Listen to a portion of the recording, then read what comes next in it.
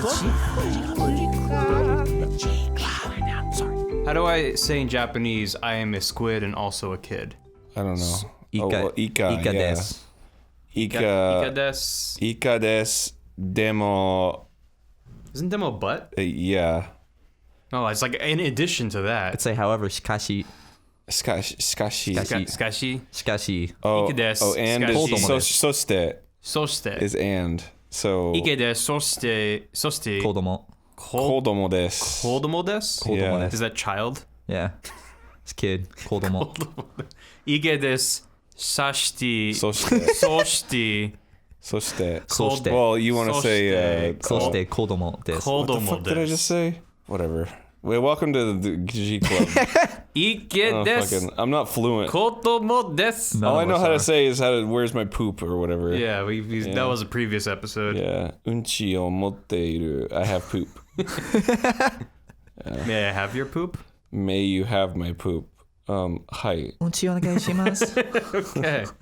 Hey, we're talking about Splatoon 2. Believe it or not, Splatoon 2. Yeah. Splatoon. And, Don't laugh at that. I thought that was funny. Don't give me that. I like this game. Do you guys like it? Yeah, all right. See ya. Okay, I do. I love Splatoon 2. Yeah. I have gripes with it. But overall, I do love Splatoon 2. I feel like all I want to do is argue about it, about how shitty it is for an hour. But I feel like I need to preface that by saying I really like this game. It's a wonderful game. Oh, I've been playing it nonstop. Yeah. Same. But holy shit, is it got some garbage attached to it. It's got some garbage here and there. Yeah, some stinky squid trash. Yeah, it's got some stuff. So what bothers you about it? Well, so it's an online game. There are offline components, but online's the main draw. And I think Nintendo is actively trying to stifle people from playing their game. Well, yeah. Well, I mean... Yeah. Yeah, I guess so. I'm trying to think of the motivation behind it. Their motivation is someone's got to think of the kids. Yeah, that's the... Won't somebody please think of the children? Won't somebody think of the squids? I imagine it is like Miyamoto up in some dark and stormy tower at the top of the tower, like wanting to stifle this game. Right. It's like his evil intention. It's like, sir, it's our brand new IP. Everyone's crazy about it. Kill it. We already have the second one in development. Half kill it. Yeah, I don't know. It's a bummer because the Switch has parental controls built into it. Yeah. So if they wanted to, if there was a parental lock, it would just by default turn off all the online communication. Yeah. And you would have to opt into it as like the parent to be like, oh, only your friends or whatever. But instead they're like, nope, everyone has to deal with this. No one gets to talk to their friends without using an app. Not even that. Because the app, first of all, doesn't work. I haven't actually tried it for voice chat. Do you have the app? You and I tried it. Did we try it? And it didn't work. We were next to each other. We couldn't connect. Oh, we were at each other's. I was at home and you were at home. No, we were here. We were here? And we couldn't connect. We were trying to do a custom match where we were... So the thing about the app is you can only use the app for voice communications if you're playing League Battle or a custom match. You can't do it during a regular battle, and you can't do it during a ranked battle. Nope. Right. Well, I think that's Why? because... Well, ranked battle, you can't even play with friends. Yeah, Right. that's really so frustrating. ranked, you can't play with friends, and regular is no guarantee you'll be on the same team as your friends. So I'm assuming that's why they don't let you... There's no guarantee you'll be in the same game. You could theoretically, if you started a regular battle, you queued into a regular battle, you could theoretically immediately get queued into an already 8 stack. Yeah, and then 7 then stack, it just says, and here's then a countdown. nobody could drop for the next like 7 games. Yeah, and So that's happened to me You're just many sitting there times. queuing and waiting 3 minutes with no spectator mode. You just get a on-screen text being like, the game's ending. Yeah, and then it's like, nope, there was no spaces available. Another 3 minutes, please. Like, it's bullshit. I think what I find especially frustrating is, let's say this happened to me and Ryan. We'll be playing, and I'll get queued up into a game, and he's waiting. He's queued, and I'm already in a match. There's no way for me to back out. It's like, oh, I have to play this game. I can't back out and try again. Right. And then, even though it's just regular play, the stakes are as low as they get. Exactly. And then I'll finish the round, and then it immediately puts me in another match that he didn't somehow get in, even though he's been waiting the whole 3 minutes for the round to end. And it's like, okay. And there's zero way to queue up with your friend to be like, now put us into the matchmaking queue. You have to individually go in and then join your friends' You got to games. jump like quickly and just, before it fills up. Like I was with Ross, Holly, and Jimmy, and we recorded a bunch of Splatoon for the channel, which if it hasn't gone out yet, will go out soon. And we spent like an hour just trying to get. So we were all in the same lobby, and we were all like, once we were all in, then we just stayed in until one point where I think Holly accidentally hit exit, and we had to wait like 3 matches for her to get back in. And we never once, the 4 of us, got on the same team. Not once in an hour of playing. We were always like 3 on one team or 1 on the other, or 2 and 2. Like, never all 4 of us, which... Like, why wouldn't that be the default option? Why isn't that an option at all in the game? Absolutely. The only way you can play with 4 friends together is league play, which we can get to in a second, has crazy restrictive requirements to get to. Right, exactly. So it's like, I can't just jump into it. It's ranked, so you can't just fuck around with your friends. It's like, no, we are tryhards now, because this is league, baby. So in League, you can't do like Turf War in League. Because I haven't unlocked League yet because I don't play ranked. Turf War is only available in regular battle. Really? Battle. You cannot play Turf War in ranked or League. So the base game for Splatoon is not considered to be competitive. Even though it's a wonderful mode and I love it. I absolutely love Turf War. Yep. It's my favorite mode in the whole game. Yeah. So they make it so it's impossible to play with your friends, and that's important because this game is so dependent on teamwork. Yeah. It's crucial to know what the other team is doing, where they are. The other thing that impacts that is the fact that on the Wii U, you can just look down the gamepad and see the entire map at all times with it real-time updating where ink is. Now you have to hit the X button, right, which pulls up the map and covers your entire screen, and you can still move, but it's blurred and you can't see anything because there's a giant map in your way. So I don't play it by like checking the map regularly like I would in the earlier game. And like there's a very common strategy, especially late in the game, is to just go deep into enemy territory and just ink up all their shit. Right, Because even if they're alive, you can just cut off their like back line of defense. So if you kill anyone, all of a sudden they have all this shit to deal with and they can't get back to the battle. Yeah. So it's a huge advantage to just get behind the other team and ink up all their shit. But if you're not checking the map, you're not going to see that. So then you die, you check the map, and you're like, oh fuck, I didn't even realize that half the map is covered because we've all been fighting in the middle. Right. And technically you can check that, but why don't they just put a mini-map in the corner of the screen? The bottom right corner has nothing in it. It is empty space. No, I've never actually even thought of that, but that is a good idea. So that Did the first game have a mini-map? Well, it was on the gamepad. But it didn't have one on the screen? No. But it was there at all times, and you could tap it to jump to any player. Or you could hit like the button combos or whatever. Which is also was really confusing for me to get accustomed to because... Jump into people with the D-pad? Yeah, because it stays on the map even when you jump correctly.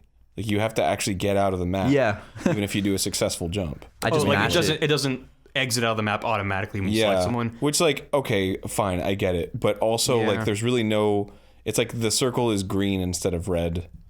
And it makes like a slightly different sound effect. More often I want to see where I'm going rather than the map once I select a destination. Right. Yeah, like so you can't see the map ever. You can't talk to your teammates, so you can't coordinate. So if I do open my map and I see, holy shit, there's 2 of them behind us that are fucking us up, I can't tell my teammates that. Yeah, exactly. Unless I'm doing league battle. Right. It's like, that's the only circumstance. And I find that especially frustrating because... And it doesn't matter in league battle because they're all objectives. When I'm playing with a friend, I have a friend who has Splatoon, and he's out of country, so we'll call each other, and we'll talk on the phone while we play Splatoon, and while...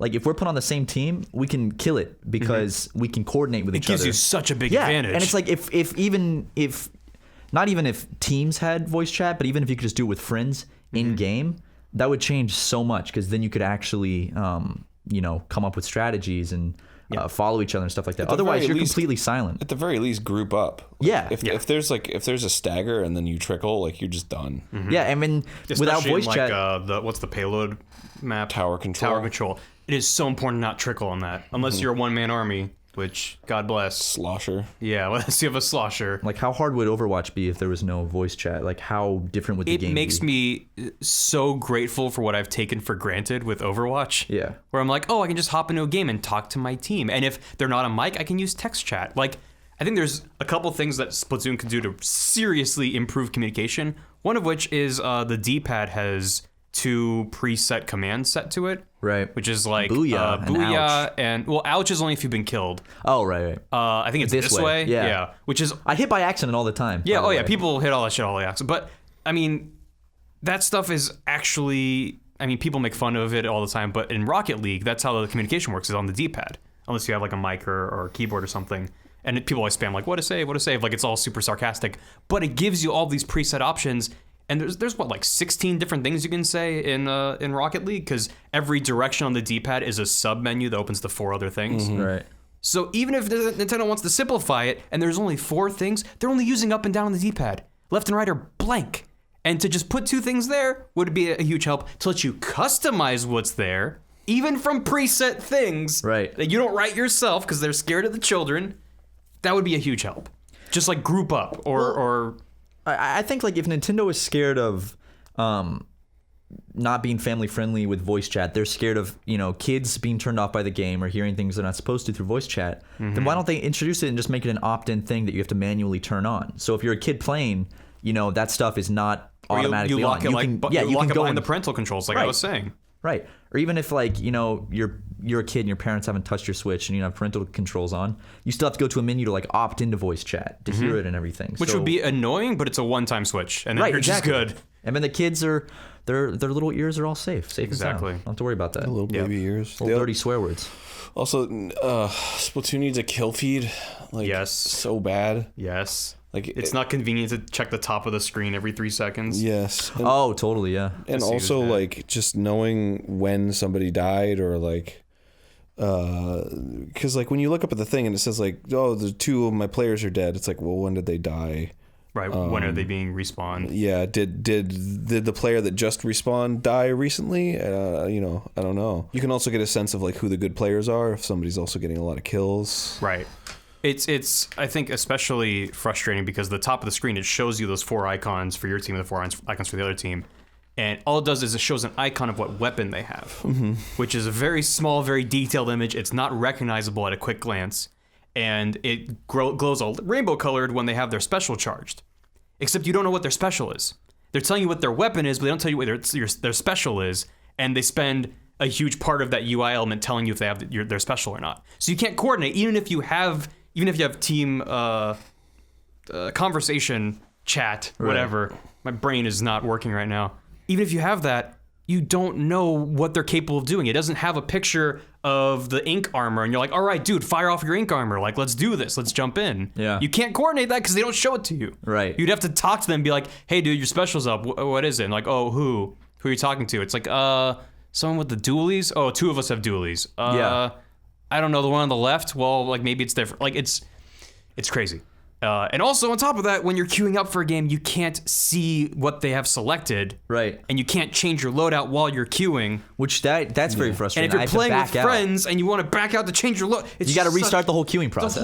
It's just so... Why? It's just why? The way I see it is it's like, it's such a wonderful game that I'm absolutely in love with. That's like one step away from being there. It's like all these little things that are easily changeable, fixable things that they could change in a patch. Things, but they're so important for a team-based game. Exactly. If this was Call of Duty, where one person can just carry the team and never die, then fine. Like you can make do without coordination. And it's like these things are, I feel like, what keeps Splatoon from entering like the bigger realm of esports. Yeah. Well, what's especially embarrassing about it is that in modes like League Play and Custom Match, you can change your loadout before you queue, and you can choose what team you're on, and you can in Custom Match you can choose what mode you're playing and what map you're playing on. And in Custom Map, it actually shows you what the other players have selected in real time when they're changing their weapons. Exactly. So it's like they're aware of this stuff. It's almost like It's in the game. It's almost like they want the regular game. It's like a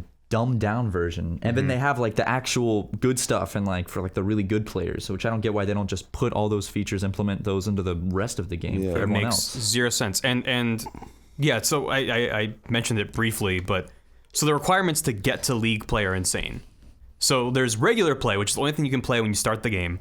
And the game does a pretty good job of spacing out these unlocks when you first start, that like you can't get any extra gear and you're restricted to like one weapon at the very start, and you just bit by bit unlock these additional modes, and it's pretty quick. Yeah. You have to get to level 10 to unlock ranked. Right. And there's like a nice kind of pacing to that. And then there's League Play, which is the only mode where you can actually queue up with your friends. It's either teams of 2 or teams of 4. Right. And if you go up as a pair, then they put another pair with you, and then you're up against another 2 pairs. And in order to get to that, you have to be ranked B- in ranked. in any one individual ranked mode, which changes every 2 hours. So if you're C+ in one mode and then it switches to another mode, you just gotta wait until it randomly pops up again. And because of the lack of coordination in ranked, it is a coin toss if you win or lose any given game. Yeah, exactly. Because you can be wonderful, but you can get like a shitty team, you know? Yeah. Or you all have rollers and they all have snipers. Like it doesn't it's not conducive to actual teamwork. Yeah, it's like the exact opposite of what ranked should be. It's a completely one player centric game mode where technically and really it could happen that the best player in the entire world could never rank up once because of getting bad luck with teammates. Right.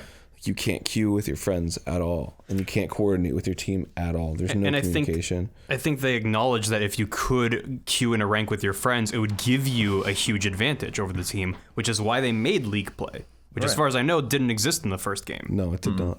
So they were like, okay, you can't play with your friends, so everyone is just equally fucked in ranked, and you just have to get lucky enough to get to League, where you can then play with your friends.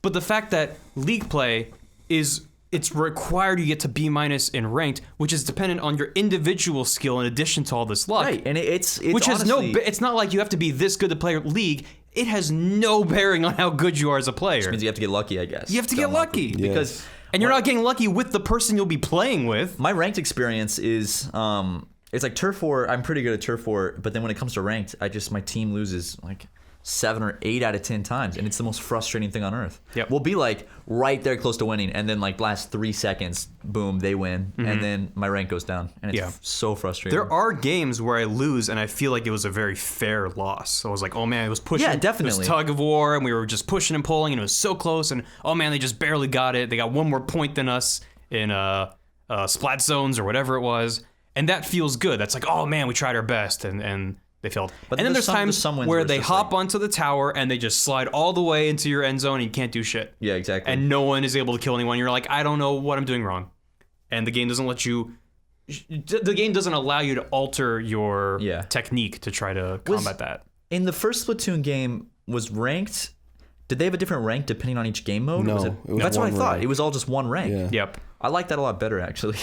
I don't hate the way it is now that every different mode has its own rank. I think it's just frustrating having to wait to get a certain rank up. Like if I'm really bad at one game mode, then it's like, well, fuck, I gotta wait for it to cycle back around to practice that. Well, even though Overwatch does it, or games like Overwatch, I think Heroes does it too. It's still kind of flawed in a team-based game to have an individual rank. Yeah. Well, that's the thing about League Play, is that you don't have an individual rank whatsoever.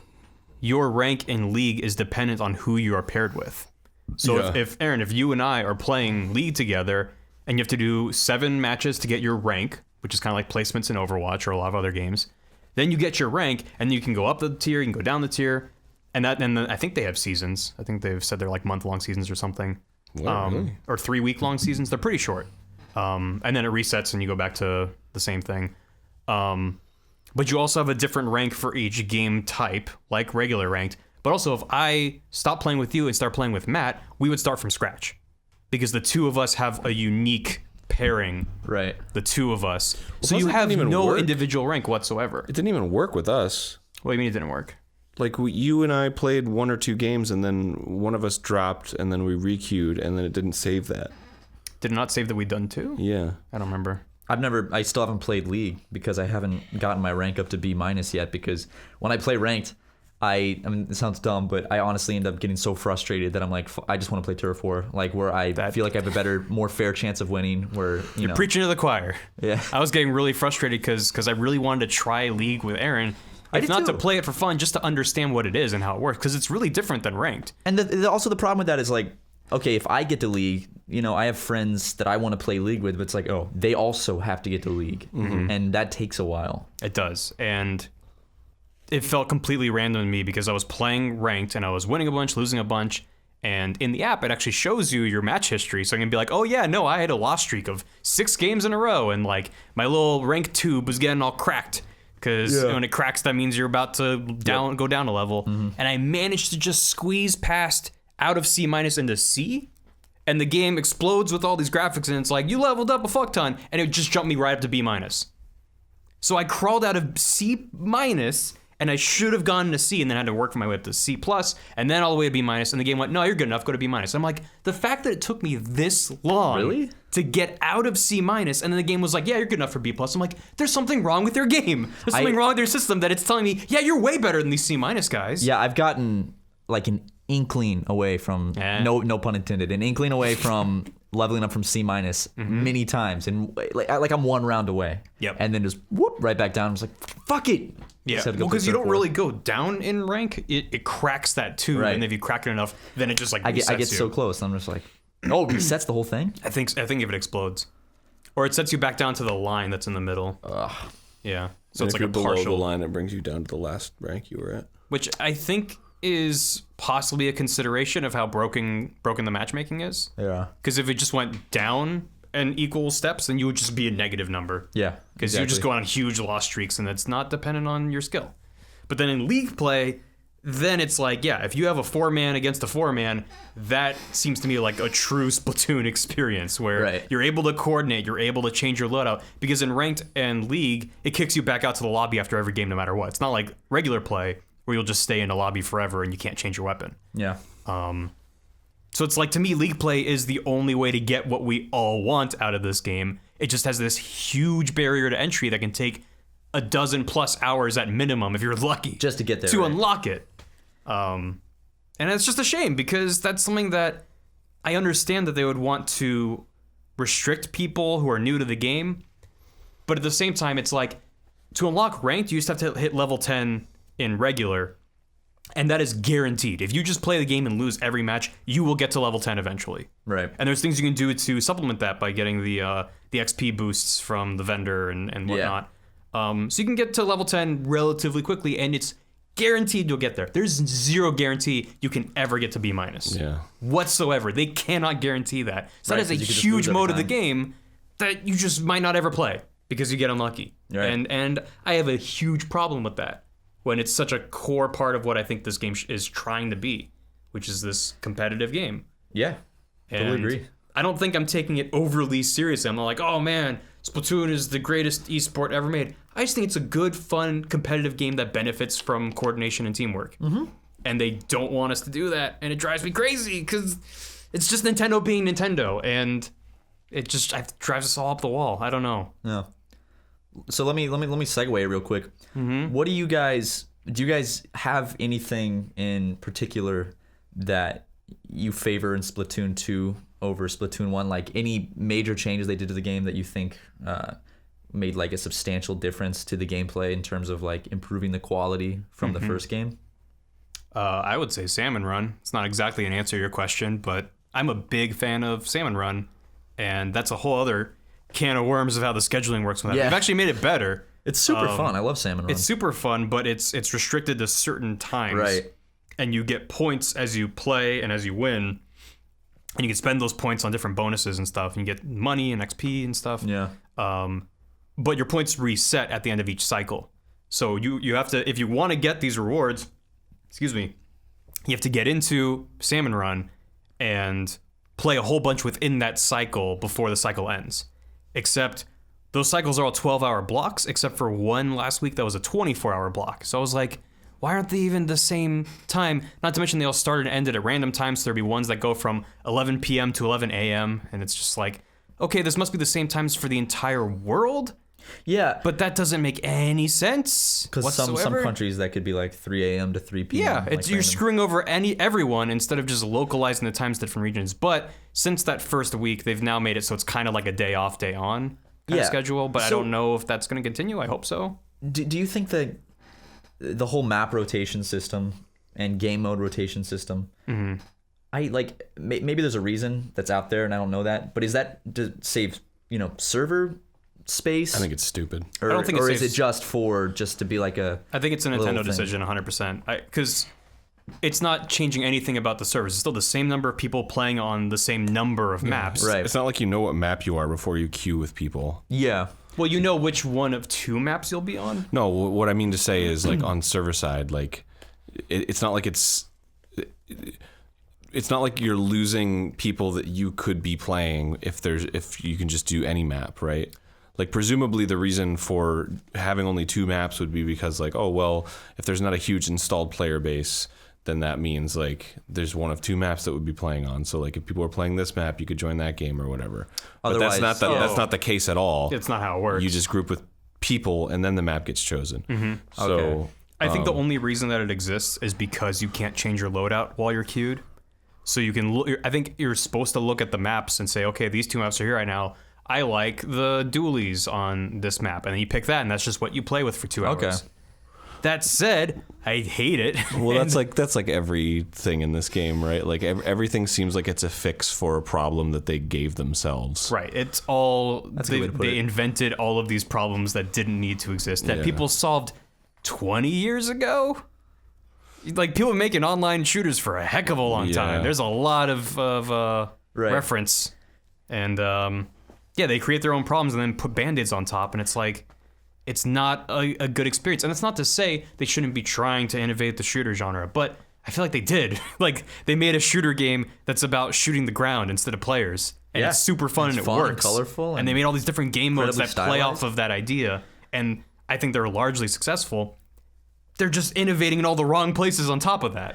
And I also hate that it's only 2 maps on the rotation. Because I wish it was at least 3 just to give it a little more variety, because sometimes it doesn't feel like a true rotation. No.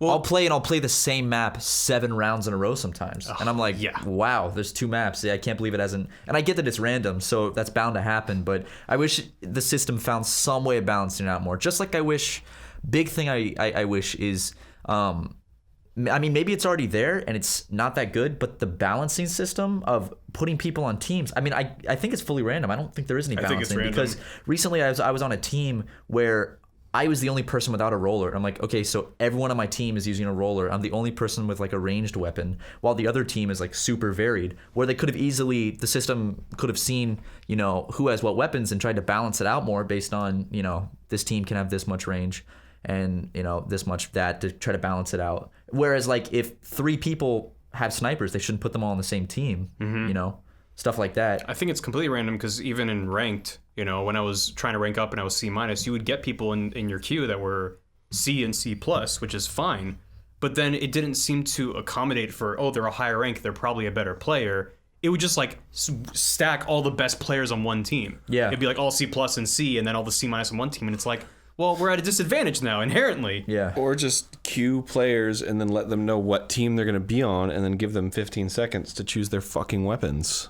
And let people... What a concept! And let the other teammates see what weapons are locked in, so that they can choose their team comp before they play. And give them 4 super simple communication options of like, that looks great, or like, change your thing. Yeah. Or like, we need a long range. Like, people would spam it, sure, but it could actually facilitate the kind of communication that this game needs. So knowing Nintendo, they're always very very set in their ways, which I think is like a good quality. They're set in their ways, but in the last couple of years, I think they've shown a really good amount of introspection.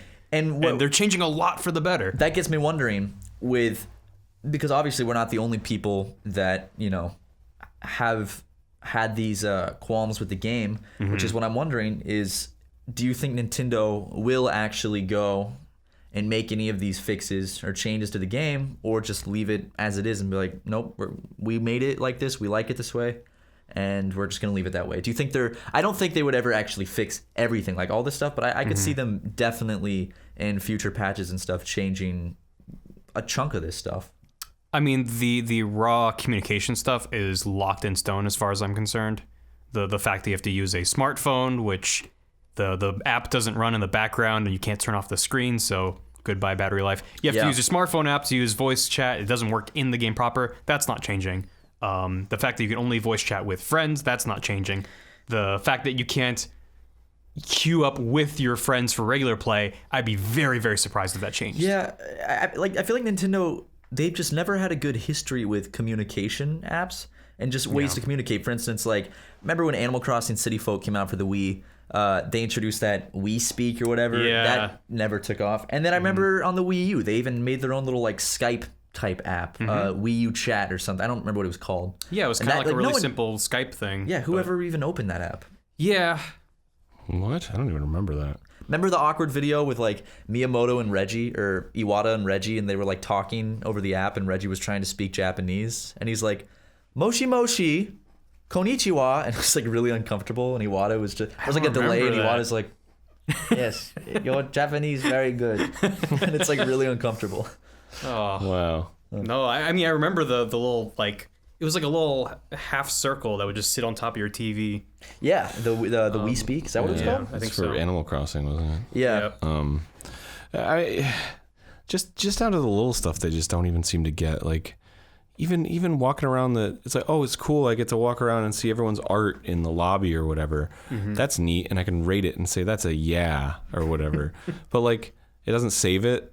You can't like go through some like feed and it's like, oh, these are the ones I saved and liked. It's like Snapchat. 'Cause I wanted to show it to my friend or whatever. Yeah, it's just gone forever into and you can't like you can't make a friend request to the people who drew that. Like, Right. You have to go back to like recent matches. You have to go Not to even. the Switch UI. Yeah, the Switch UI. And Yeah. it shows just a huge grid of everyone you've played with. Yeah, but You gotta only dig people through you've that. played with. Nobody in the lobby that actually drew Right. fun pictures. Like, you can't add people. Which like I that. know for a fact that the people that show up in the Inkopolis Square or Plaza, it's not just people you've played with, it's just people who have been a lot online. Because I know a lot of friends who are posting stuff online who have big social media presences, and like I've posted one or two things into that, and people are tweeting me like, hey, you showed up in my game. Hey, you showed up in my game. I'm not playing Splatoon 2 that much that I'm playing with all of these people. Yeah. I So mean, it's most just being of the, shared around to people's games because people are in my stuff. Yeah, I wonder And why. there's no because way to add them. in most of my games, I see art that's based on either people I know or it's from people I know. And I always see that, and I'm like, is there some way that it's more targeted towards me? No, or is everyone I seeing think it's this? because you're an influencer. Yeah. So you know a lot of people that have fan bases. Okay. Because there's still people that show up in my plaza that's just like a random person that I played with, and they're just hanging out, and I can buy their gear and stuff. The thing that I really don't get, so I'm really happy they brought back the whole Miiverse drawing thing. Yeah. Because that was one of my favorite parts of the first game. But having, doesn't have a stylus, though. especially during Splatfest when it's this whole like team-based Yeah, thing. I'm gonna be and people are honest, splattering stuff. I have no idea how to draw in that game yet. It's when when you enter the plaza and you look to the left, there is a red kind of pole that is in between the weapon shop and the hat shop. It's near where Near the doors. it's near where you go to do story mode. It's like a little bit Grate, it's right by it. a little bit before the grate for story mode. Okay. And you walk up to it and hit post, and then it gives you this thing you can open. You gotta get your own stylus though. I had no idea. Yeah, I think they tell you when you first jump in, but it's like they're throwing 30 things at you, so it's not on the map either. It's not like, here's this thing. What I love about Splatoon is I do love how the art ends up on the maps, whether it be on a little, they're like graffiti and virtual stuff. sign or a graffiti, and the way they texture it looks like graffiti. So I've seen some hilarious ones. Recently, I just saw like this scribbled thing that was like, "Mom left us at Best Buy." I saw that just one scribbled too. on the wall. It's like, For I me, love that. it was someone who was sitting on the ground like in the corner by themselves, and it's just, Mom left us at Best Buy. Yeah. And I was like, this is hilarious. It's hilarious. The thing that drives me nuts, so on the Wii U, you could obviously use the touchpad to create those drawings. So you're using a little stylus, and it's not the highest resolution, but you're basically drawing it by hand. Right. And so it was super easy to get detailed and do all kinds of stuff. I think you could zoom in, you can go to like a single pixel brush, and people made crazy things with You that. can't do that. I mean, I haven't tried drawing yet, so So you can go pixel by pixel using the D-pad, but you're using the analog stick to draw everything. You can't use the touchpad on the Switch to draw wait, you stuff. can't draw with the touchpad No. at all. As far as I know, you cannot. And even if you sound could, right. there's no stylus. You're using your finger, so it's not. Well, they make capacitive styluses. They do. So maybe you can use your finger. The question that I have though is, they created an app that links with your game, and you can talk to people online. You can buy things from the store in your app, and then when you go into the game, it's like, here's the stuff that you bought. Why is there no drawing app in the phone? Right. That would make a lot more sense. Why don't they have that? And you can just draw stuff and zoom in and get super precise. And maybe you're using your finger, maybe you're using a capacitive stylus, but that's like a no-brainer to me. Like, why isn't that a thing? Well, wasn't there the Pokken hack or whatever? Do you get like the Pokken controller from Japan or something? You can like hack into it and then like just upload pictures. Well, yeah, so I've seen that how some people do people, Yeah. because they're posting like pixel perfect memes and shit. And yeah, there's some way, I don't know if that was what it was, but there's some way that they can have a USB controller interface with the There's some Switch program I as a saw it on controller. Reddit.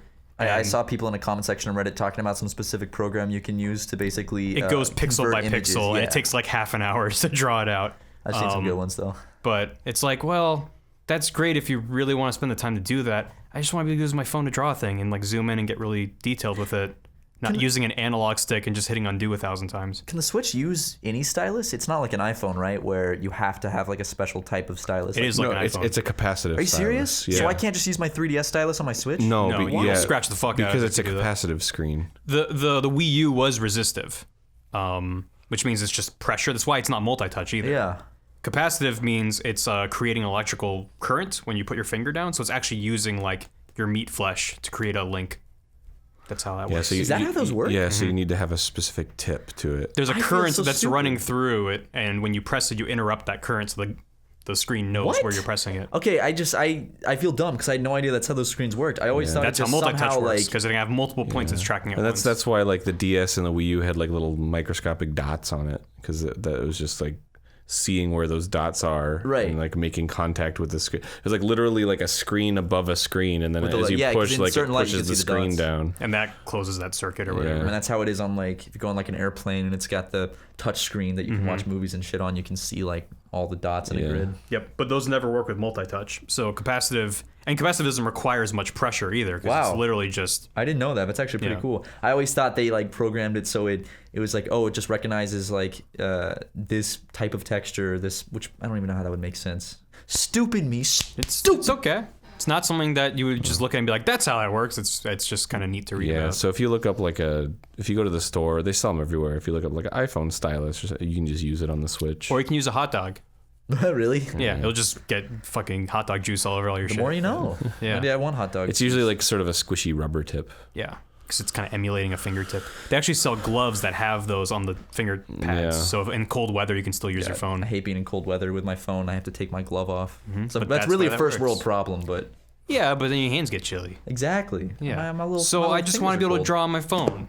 Or what if you had an iPad and you would have a giant canvas to work on and make your 240 pixel wide drawing, you know? That'd be Like cool. it's They should that's not a they deal should just breaker. strike a deal with Photoshop and just make like full on paintings. That'd be nice. I also saw someone on my Twitter feed that because when you make one of those posts, it automatically is like, hey, do you want to post this to Twitter? And you'd be like, sure, and it'll just take your picture and send it off to Twitter. And then once you're done with that, it posts it to like the Switch network or whatever. When it posts it to Twitter, it upscales it and puts like this border above and below Right. it. But it uses some sort of bicubic smoothing or whatever the fuck. It's not nearest neighbor, so it doesn't look pixelated. It Yeah, looks kind I of noticed blurry. that. And I saw someone on my feed who, I don't know if he was just shrinking it down and then like growing it out or whatever, but he like came up with some way to reproduce it pixel perfect using an algorithm or something, and it looked so good. It was this like really like blocky, chunky pixel art thing, and it was like, wow, it looks great.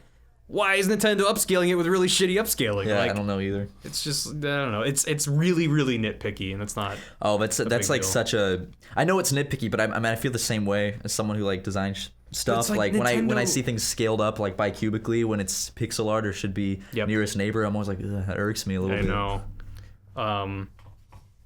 It's nitpicky, but at the same time, I always feel a little bit validated whining about nitpicky shit in Nintendo games because otherwise, they're some of the best at polish in the business. They're Oh, yeah. so everything in this game is gorgeous, and the single player is nuts. Just everything like is beautifully polished and The single player stylized. is a good time, and I recommend it. And Oh, I love the single player. I enjoyed the single player in the first game. I enjoyed it in this Need to game. play it more. It's fun. I wish there was more to it. Well, that was actually one of my big things from the first game was there were so many really clever uses of different inking mechanics that were only in the single player and they weren't in the multiplayer. And they've in the sequel put a bunch of those in the multiplayer, like the little zipline things you can travel along. Yeah. The sponges that grow if you shoot them with your color. What's the purpose of those? Do those have like an it's actual cover, purpose? and you can actually get to higher ground by going up on top. Oh, Once they're bigger. okay. They're only in certain maps, and they're usually next to stuff you can't otherwise just climb up. And they're also assigned per team. So if there's a blue one, then it can only grow with blue ink. Oh, I didn't know that. But you Okay. can shrink theirs by shooting it with Right, your. You I just noticed can't that. grow it in your color. So do you guys have a specific favorite and least favorite map in Splatoon 2? I wish they brought back a ton of Splatoon 1 maps. I do too. I wish there were more maps. I think they might, because they had like a year and a half of DLC on the first game. So I can tell you, my least favorite map is the fucking skate park map. Where does that sound familiar? it's just arms all over again. Ugh. I don't hate that map, but it's probably one of my least favorites. Well, I like that map for the reason where when I'm moving around, not a lot gets in my way, and it's I like going up and down. I think that's fun, but I also, I don't know what it is about that map. I get killed so much on that map, more than any other map. It's just constant death. Well, it's like completely open, and it's all like one big area with all these like elevation, like slight elevations, so like people can easily get above you. Well, that's the problem with a lot of the Splat Zone maps. Well, I mean, they're the same maps, but in Splat Zone, is that the King of the Hill spot will usually be a spot of high ground. Yeah. Which means that if you're holding it, you have an advantage to anyone coming in. Yes. Which is insane to me. And very few of the maps are any different. The skate park map with Splat Zones is, I hate it. It's the so worst. Yeah, that's the worst. You have to have a sniper on your team who's just picking them off from the outside. Which every time I play, I get sniped left and right on that map. And it's... what I find really frustrating, I guess part of the game, but when I jump to somebody and there's someone just waiting the moment I land to shoot me, and it happens like 6 times in a row. It's so frustrating. Huge pet peeve of mine, because when someone jumps to you, it gives you an audible cue. It's like flashing in your ears. There's a thing on the bottom of the screen that's text like so-and-so is jumping to you, and there's an indication in the 3D space in the ring, map. yeah. The little ring being like, here's where they're gonna land. Whenever I see that, even if I don't see any enemies nearby, I stay put and I guard them till they land.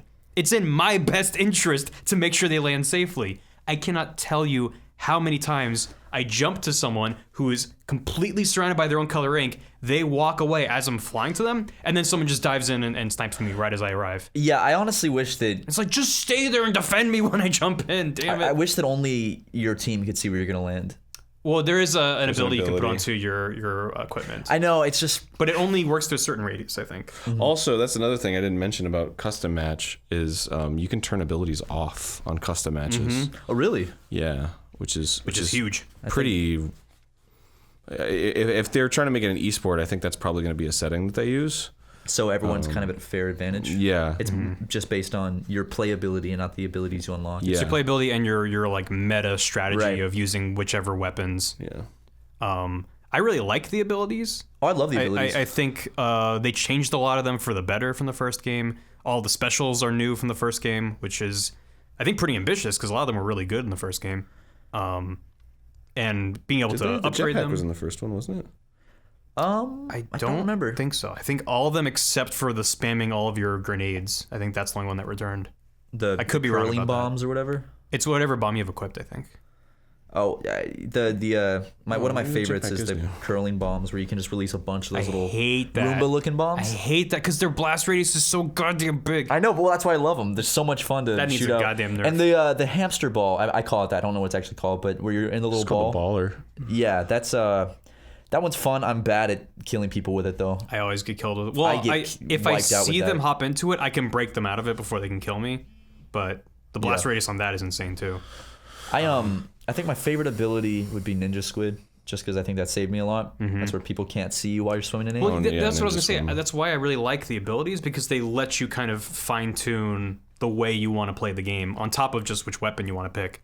And it's a much more kind of granular. Like, I want to be able to use my special abilities more often, or whatever, or I want to have better defense against enemy grenades. But it's also random. But it's random. you can get clothes that have like a base one, and honestly, I kind of like the randomness. So you know what the base is, and you don't know what the additional ones are until you get them. But there is a system in the game It'll let you reroll. that lets you. Well, it lets you.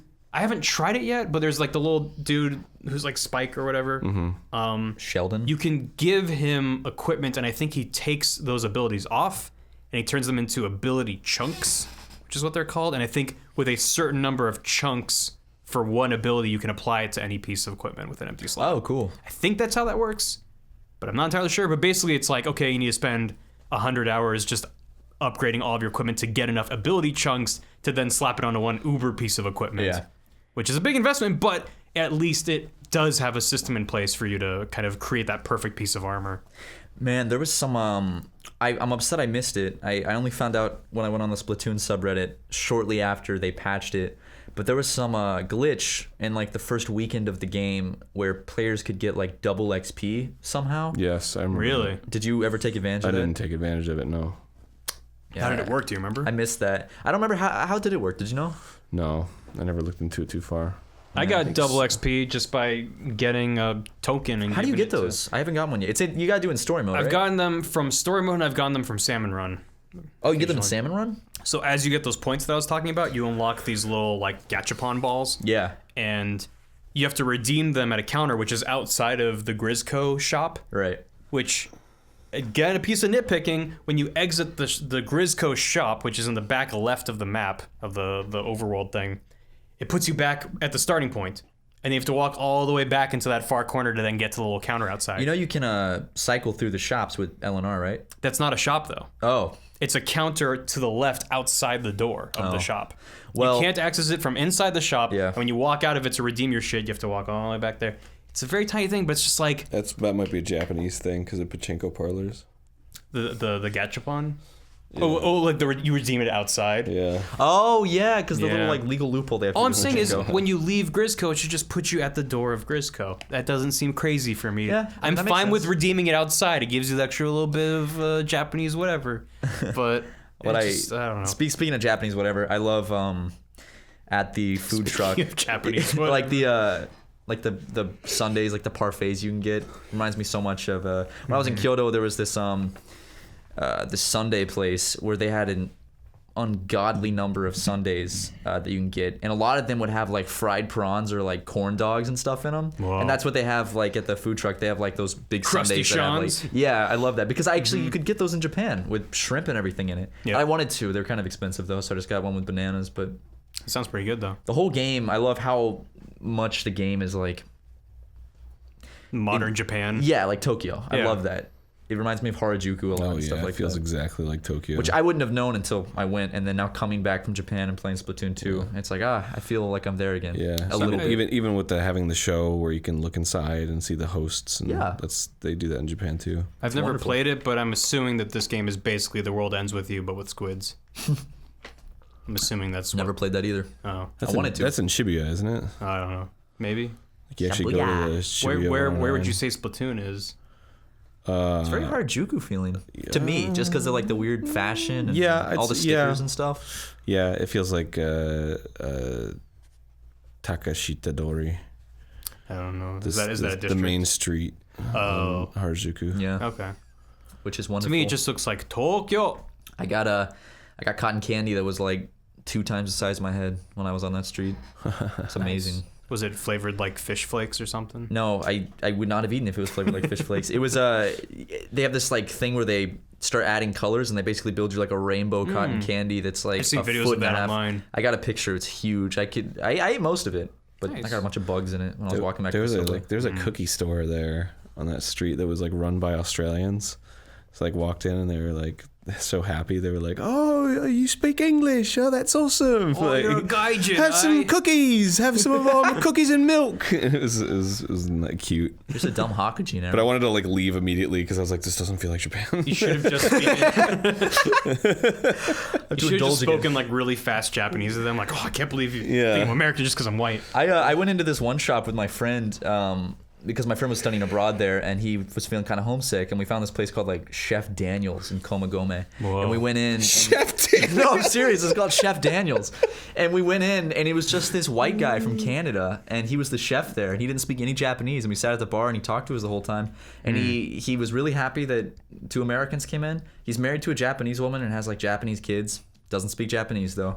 And I think his wife's parents gave him money to start a restaurant. So that's what he was doing out there. It was like his dream. Damn. And he had Living the dream. He got some really expensive bacon that he gave to us for free. He's like, "Hey, I'll give you guys some bacon." And he cooked us some bacon. Delicious. Dude, So if you're Chef ever in Tokyo, Daniel's. go to Komagome and go to Chef Daniel's. It's pretty good. Komagome, huh? Yeah. Damn. I love it. That's one of my favorite parts of Tokyo. It's just very I've never quiet. been there. It's like a very quiet little part of Tokyo. It's on the main Yamanote line. Mm-hmm. And when you get off, it's just a nice, chill little kind of like There's a tight- Komagome stop on the Yeah. Yamanote. Komagome. It goes Komagome, Komagome. And then the little jingle that the train plays for Komagome is like really haunting. The next stop is Komagome. Is it just a theremin for the jingle? No, so like most of them are really cute and like nice. Yeah. Like Akihabara and all that stuff. It's like, oh, that's so charming. Then Komagome's like dun dun dun dun dun dun dun dun dun dun dun. Oh shit. Really creepy. And the train just tilts down. Oh, You start it going might have downhill. some kind of like political implications. Well, it actually the station got destroyed in World War II, so there maybe you that go. has something to do with it. Who knows? But yeah. I don't know. I just when you mentioned it didn't feel like Japan, I can kind of relate to when I was living in China, and I was in Shanghai for 4 months, and I went to a part of Shanghai called Xintiandi, which is this like expat just haven. Like everyone who's not Chinese lives there apparently. And I went to a German kind of bistro pub thing, and I got myself a bratwurst and a beer, and I was like, I am not in China right now. I need to leave. This feels very Oh wrong. man, but then there's the opposite too, where like there's a spot in Shinjuku, I forget what it's called, but it's like this really, really divey bar kind of place, and like if you're a foreigner, they just hate you and won't let you into the Really? bars and stuff. Oh Yeah. wow! I went to the opposite. I went to this like there's a lot of British pubs around Shibuya and Yeah, stuff. yeah. I went into this one British pub. It's like a chain. My Japanese friend took me there, and it was like a Friday night in Shibuya. I don't know why he wanted to go out to like Shibuya for drinks, because that's a very crowded part of Tokyo. And we walked into this like British pub, and it's face to face with everyone, and you can't move, and they were like cramming people in. Very stressful. Yeah, A lot of so- Americans though. Yeah, well, this is a super touristy area. Yeah. Shibuya. Shibuya. Shibuya. Shibuya. Yeah, Shibuya. Shibuya. Roll call. Barry. My name is Barry. Yeah. I'm annoyed with Splatoon Yeah. because I don't like Yeah. playing with my friends. Yeah. My name is Matt. Yeah. I like the game. Yeah. I have some qualms, Yeah. but I still like the game. Cool. Cool.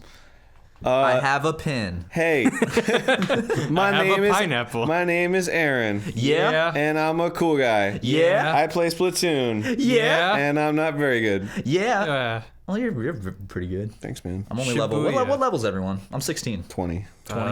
14? I'll show myself out. We gotta clean that mic. What'd you do? Ew. Spit your apple juice all over my mic. Gotta get a new mic, dude. So have you guys dude. played Salmon Run at all? I played played it E3. once with you. Because to me, it's like the epitome of Nintendo Y, that it has like the random time blocks on it. It has like all these weird restrictions and stuff. There's 2 maps, and I think they just randomly alternate. It's fun as hell. But your weapon changes every round.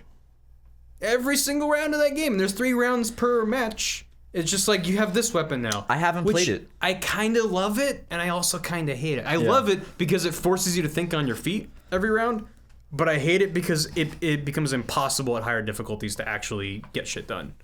Because it's like, well, I suck with the sniper, and Maybe you gotta play Salmon Run more and try all the weapons, and then Maybe you just gotta get better at Splatoon. Level yeah, 14. get better at Splatoon. I don't know. Fucking loser. Oh my god, I just thought of something. You know what I would absolutely die for? What? If Nintendo made a Splatoon game where it's essentially Grand Theft Auto with Inkopolis, and it's just kind of like an open world. Go around splatting. Yeah, you just splat stuff, you do little side quests. It's That'd be actually so much gang fun. warfare. It's like San Andreas, where you're like inking your Yeah, but turf, it's different, like, you know, squid gangs. and you have to meet with the opposing squid gangs. And Come on, you'd play that, Aaron, That wouldn't would you? be really fun. That'd be really fun.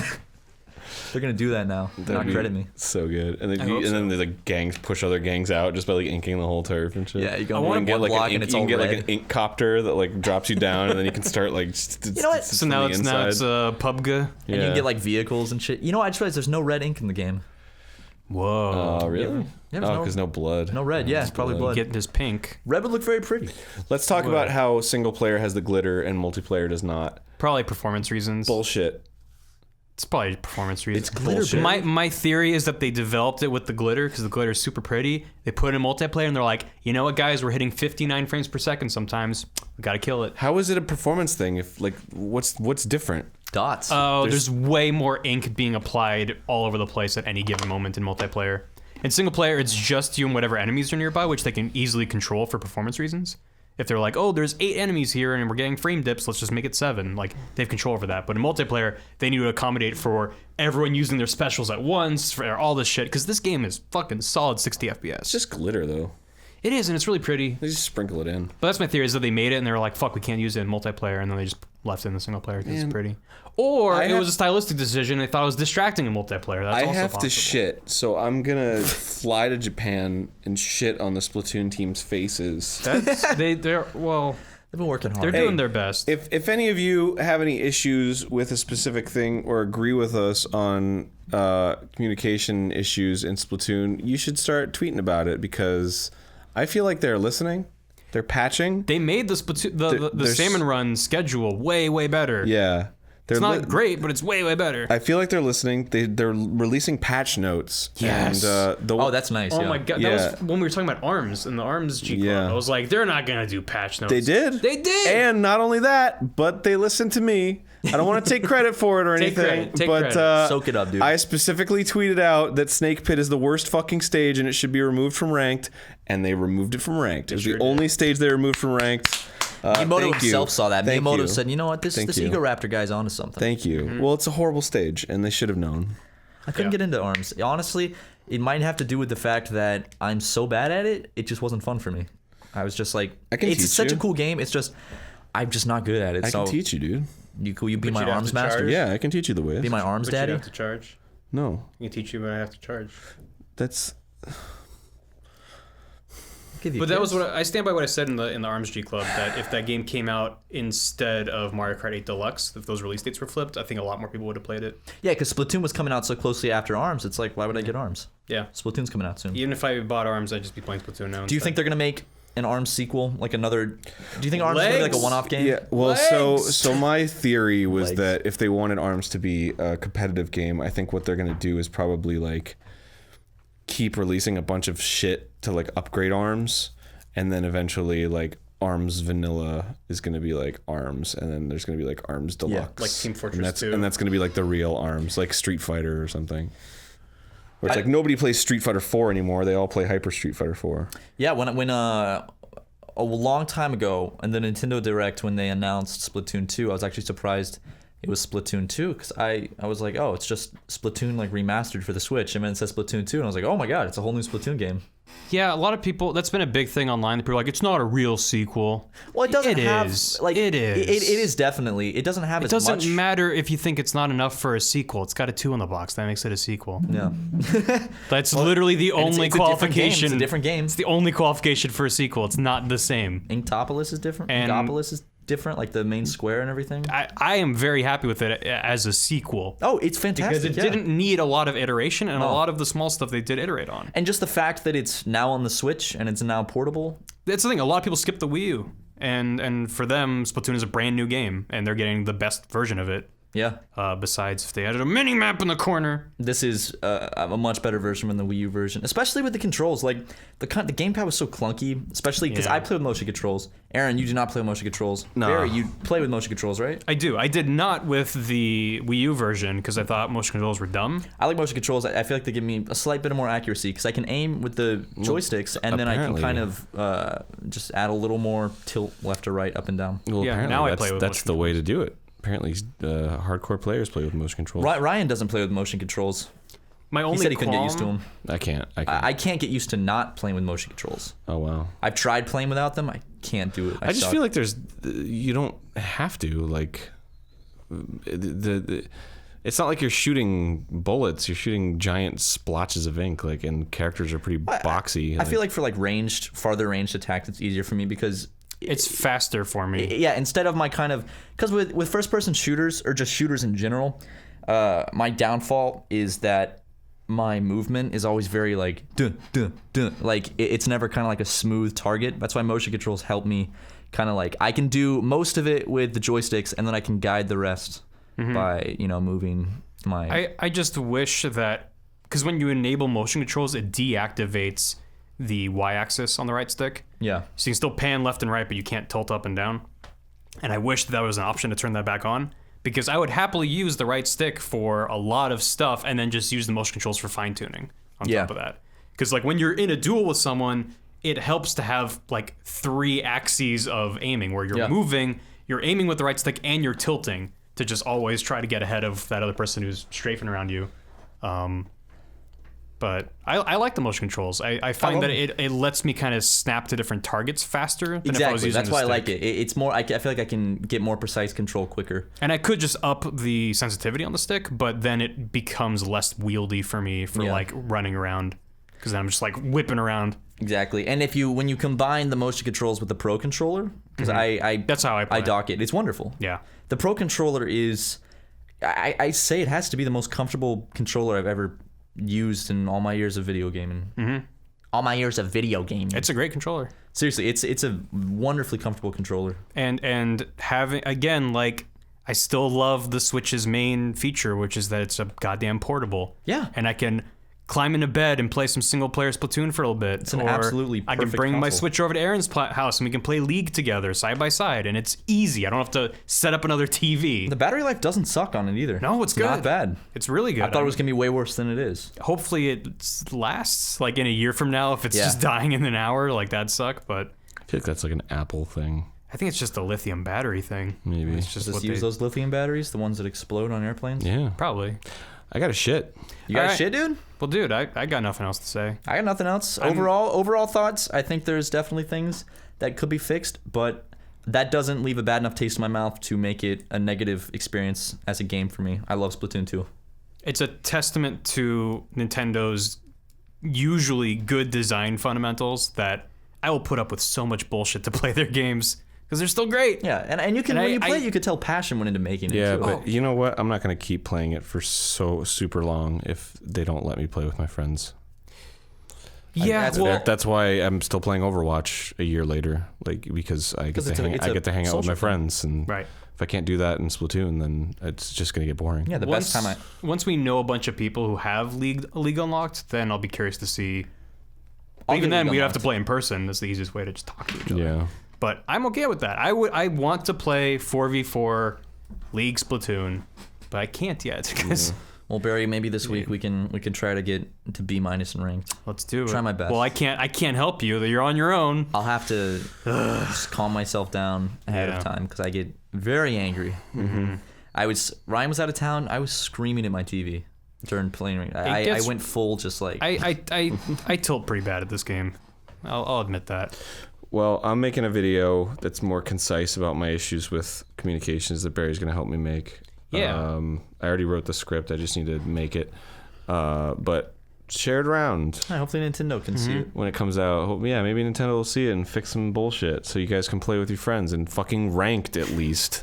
Jesus. Ranked is something you need to play with friends. Yes, you have to. Absolutely. But that's why they made League. They just made it impossible to get to League. Yeah, It it's should dumb. just be unlocked at the same time as There's a ranked wall to get to League. Yeah, it just makes no sense. But Anyway, got a shit. Love you guys. See you later. All right. Have a good see you. shit, Bye, Aaron. Aaron. Have a good shit. Boy. You could check out me and Barry on Google Plus. yep.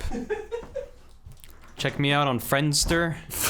I have a Napster profile. Matthew, Yes. where can people actually find you? You can actually find me on Twitter at Matt H. Watson or my YouTube channel I do with my good friend Ryan McGee called Super Mega, where we do a podcast and gaming stuff and sketches and, well, not sketches, like live action. You get the point. Yeah, it's good. What about you, Barry? Is Super Mega a reference to Bit Trip Runner? It's not actually. I can tell you. Do you get asked that? No, that's the first time I've ever been asked. Whoa. Super Mega was literally like 2 days before we launched the channel. It was a different name. And then we were like, this name we have now sucks. We need something that is, catchier. We wanted something that was just like quick and catchy. So we just came up with that. I like it. It's not the best name in the world, but I think it's easy to remember. At least you didn't call it like Quadruple Jump or Yeah. other video game reference. GameGrumps. GameGrumps. What does it even mean? Where can we find you, Barry? You can find me in a dumpster behind the mall, Playing Splatoon. hanging out with the raccoons. I'm on Twitter at Razadoop, ZZOO. I guess, yeah. I tweet every now and then. You do. You got some good tweets, Barry. I Thanks. find myself having a chuckle every now and then. You know what? I appreciate that. You got some good tweets yourself, man. Barry, you're too kind. But guys, thank you so much for listening to this Also, episode Aaron of the G is Club. Egoraptor. Aaron is at He's taking a Egoraptor shit. and Game Grumps, but you already know that because this is on the Game Grumps channel. Well, So? they might be listening to it on like iTunes or some shit. Well, go subscribe to Game Grumps. Okay. It's fun stuff. Thanks for listening, guys. This has been the G Club. Bye-bye. The G Club.